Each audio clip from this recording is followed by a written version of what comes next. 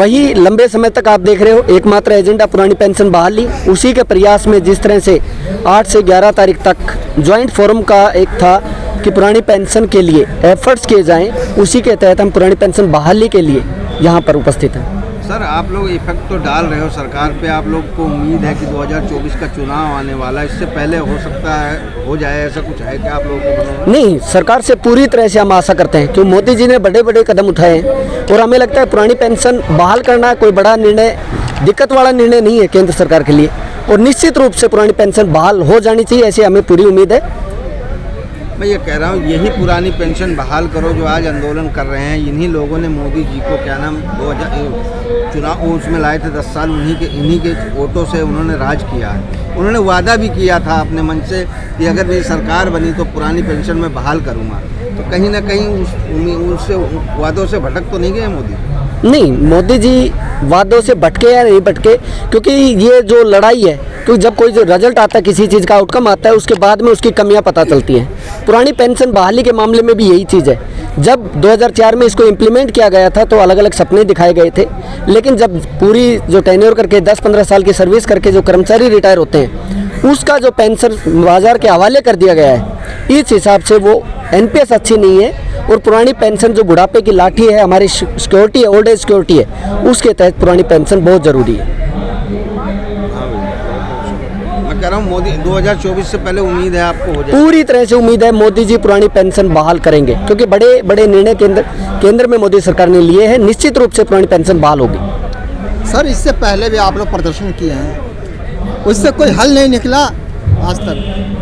नहीं, ऐसा नहीं, हल नहीं निकला, क्योंकि जब हमारा 10% कंट्रीब्यूशन होता था, 10% गवर्नमेंट देती थी, गवर्नमेंट ने सीधा 40% इंक्रीज करके 14% किया। ये हमारी जो एफर्ट्स थे या हमारे जो प्रयास थे, उसी के तहत ही मोदी सरकार ने किए हैं। उसके बाद में 2021 में भी किया, तो चेंजेस कर रही है, ऐसी बात नहीं है। लेकिन जब वही बात है, जब कर्मचारी आवाज़ उठाता है किसी चीज़ के लिए, सरकार सोचने पर मजबूर होती है और सरकार को लास्ट और लिस्ट उसमें बदलाव करना पड़ता है। कर्मचारी एक देश की बहुत बड़ी ताकत है, रीढ़ है, और आप कोविड में देख सकते हैं सरकारी कर्मचारियों ने किस तरह से देश के में सेवा की है। तो ये चुनाव आने वाला, अगर इससे पहले पुरानी पेंशन में कोई कार्रवाई नहीं हुई तो आप लोग चुनाव किस तरह से लेंगे? नहीं, हमें पहले बात तो पूरी तरह से उम्मीद है मोदी सरकार बाहर करेगी।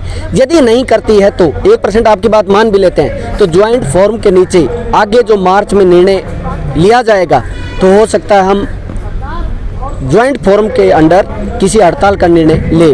तो आज आप लोगों का तीन दिनों से धरना चल रहा था, आज कोई बैठक में ऐसा कोई निर्णय लिया गया जो बड़ी पोल पुरानी पेंशन वालों को की जाएगी? जल्दी ही ज्वाइंट फोरम की मीटिंग होगी, उसमें निर्णय लिया जाएगा। सरकार का क्या नज़रिया है वो देखते हैं, आगे जरूर एक बड़ा कदम होगा। पुरानी पेंशन का जो ये मुद्दा है, ये कोई नई चीज़ हम नहीं मांग रहे हैं। 30-35 साल नौकरी करने के बाद हमारे बुढ़ापे का सहारा जो हुआ करती थी, सदियों से मिलती आ रही थी, अचानक से ये जो 20 साल से बंद कर दी गई है, तो हम वही मांग रहे हैं कि हमें एक आदरपूर्ण वृद्धावस्था चाहिए। हमें भी सम्मान का हक है कि जब हम बुढ़ापे में जब हम रिटायर हो जाए तो हमें किसी के आगे हाथ ना फैलाना पड़े, तो उसी की हमारी मांग है। और ये पुरानी पेंशन बहाली के लिए हम जो लड़ रहे हैं, जब तक पुरानी पेंशन बहाली नहीं हो जाती, हमारा संघर्ष जारी रहेगा। मैडम, सरकार कहती है कि अगर इनको पुरानी पेंशन बहाल कर दिया गया तो ये हमारा देश श्रीलंका की तरह हो जाएगा, बर्डन पड़ेगा, मतलब हमारी सरकार पर काफ़ी खर्च पड़ेंगे, तो इस पर क्या करेंगे? देखिए, इससे पहले भी पेंशन मिला करती थी सरकारी कर्मचारियों को, तो ये ऐसा तो नहीं है कि कुछ हम नया मांग रहे हैं सरकार से। हम ये तो नहीं बोल रहे हैं कि हम बिना काम किए सैलरी मांग रहे हैं। इतने साल अपनी सेवाएं देने के बाद हम सिर्फ अपने बुढ़ापे का सहारा मांग रहे हैं। और ऐसा नहीं है, फाइनेंशियल बर्डन अगर हम होते इकोनॉमी पे, तो जो विधायकों को, एमएलए एमपीज़ को सबकी पेंशन बंद कर देनी चाहिए। फिर सरकार को सबके साथ एक जैसा व्यवहार करना चाहिए। तो ऐसा नहीं है, इससे कोई फाइनेंशियल बर्डन नहीं होगा। और हमारे पास बिल्कुल तथ्य भी रेडी है, हमारे पास प्रूफ है कि कैसे जो इन्होंने एनपीएस दिया है उसको ओपीएस में कैसे कन्वर्ट कर सकते हैं, वो सब हमारे पास प्रूफ भी हैं। मैडम, आप जंतर मंतर की धरती पे आई हुई, यहाँ आंदोलन करते हैं, सरकार खुशी तौर पे, आप प्रधानमंत्री जी भी बैठे हुए, हम लोगों की वीडियो को भी बहुत काउंट होता है, सरकार को क्या मैसेज देंगे आप? बिल्कुल एक ही मैसेज है, बिल्कुल हमारा जो एक ही मांग है, एक ही नारा है हमारा कि पुरानी पेंशन बहाल की जाए, और ये मोदी जी ही कर सकते हैं। और हमें पूरी उम्मीद है कि 2024 में ये पुरानी पेंशन बहाली हमें मिलेगा सुनने में। नमस्कार, मेरा नाम अमित पांडे है। मैं लोकनायक हॉस्पिटल नर्सेस यूनियन का जनरल सेक्रेटरी हूँ और दिल्ली नर्सेस फेडरेशन का वाइस प्रेसिडेंट हूँ और हमारे ऑल इंडिया NPSEF के भी जनरल सेक्रेटरी हूँ दिल्ली चैप्टर से।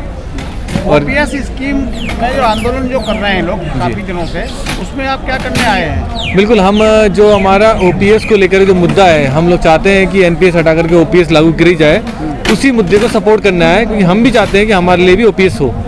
आपका जो मेडिकल स्टाफ है जो जी। ये सभी चाहते हैं? बिल्कुल बिल्कुल, OPS ही चाहिए। सभी डॉक्टर और नर्स वगैरह बिल्कुल, सब आपके साथ हैं? सभी का पूरा सपोर्ट है, सब चाहते हैं कि हमें OPS ही मिलनी चाहिए। लेकिन आज नर्सें नहीं दिखी यहाँ पे।